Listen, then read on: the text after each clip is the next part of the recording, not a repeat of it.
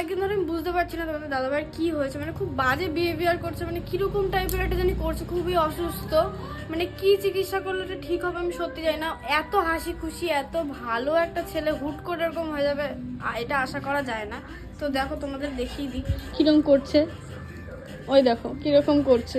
এরকম করছিস কেন? আরে আরে কি রে, ঠিক হ না, আরে দৌড় আর বাড়া, ঠিক আছে।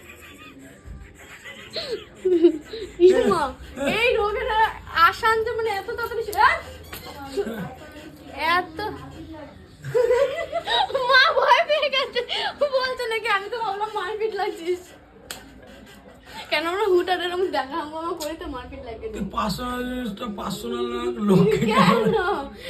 আর এই রোগের আসান যে এত তাড়াতাড়ি হয়ে যাবে আমার একটা ছোট চিকিৎসাতে, আমি বুঝতে পারি। দেখো দুজন মিলে চেঞ্জ হয়ে যাবো এখন। হ্যাঁ 1 2 3 স্টার্ট।